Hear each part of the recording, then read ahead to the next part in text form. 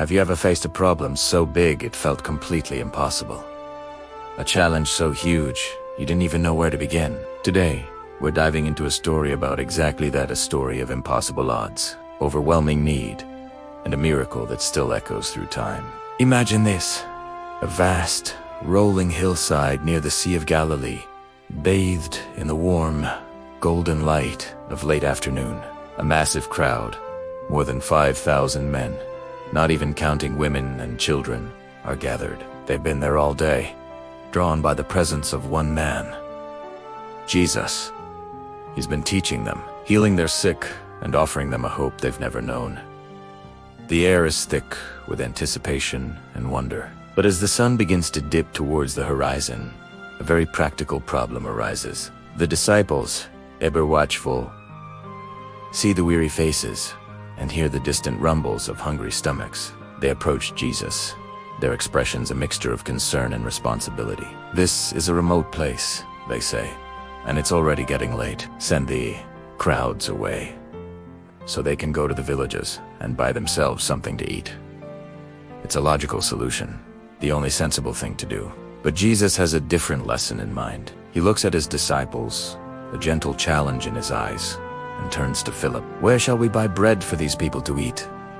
he asks. You can almost see Philip doing the mental math, his face falling as he calculates the sheer impossibility of the request. Philip, looking completely overwhelmed, replies, 8 months' wages wouldn't buy enough bread for each one to have a single bite. The scale of the need is staggering, far beyond their limited resources.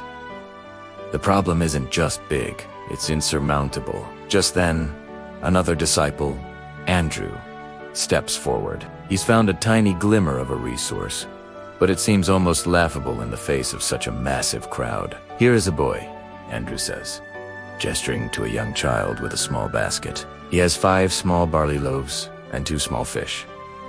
He then adds what everyone is thinking, but what are they among so many? 5 small, flat pieces of bread and 2 little fish. It's nothing. It's a snack for a child, not a feast for a multitude. It's the equivalent of bringing a water pistol to a house fire. This is the moment where logic ends and faith begins. Jesus doesn't dismiss the boy's small offering. Instead, he smiles. He sees not the smallness of the gift, but the vastness of the possibility. He gives a simple instruction: "Have the people sit down." The disciples, likely confused but obedient, organize the massive crowd into groups on the green grass, creating a sense of order in the midst of the chaos. Then, Jesus takes the 5 loaves and the 2 fish. In this quiet, powerful moment, with thousands of eyes on him, he looks up to heaven. He gives thanks. He blesses the food, this ridiculously small amount of food. Then, he breaks the loaves and begins to hand the pieces to his disciples. A taste him, distribute it to the people. And then, the miracle unfolds. As the disciples move through the crowd, the food doesn't run out, it multiplies. The basket is never empty. Hands that held a few crumbs suddenly hold enough to share with the next person, and the next. Every single person, woman, and child eats. Not just a bite, not just a small taste to tide them over. They eat until they are completely full, until their hunger is satisfied. The murmur of hungry stomachs is replaced by the contented silence of a shared meal. But the story doesn't end there. When everyone is finished, Jesus gives another instruction, one that highlights the sheer scale of the miracle. "Gather the pieces that are left over," he tells his disciples. "Let nothing be wasted." They go back through the crowd, collecting the scraps, and what they gather is astonishing. They filled 12 baskets to the brim with leftovers far more than they started with. The miracle wasn't just one of provision, it was one of overwhelming, overflowing abundance. This incredible event is more than just a story about free food. It's a profound lesson for every one of us.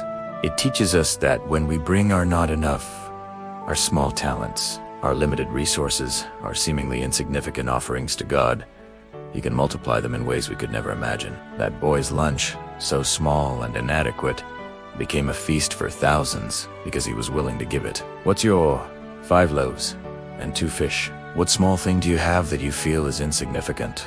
This story reminds us that in God's hands, a little becomes a lot. Impossible situations become moments of incredible blessing. If this story inspired you, please give this video a thumbs up and share it with someone who might need to hear this message of hope.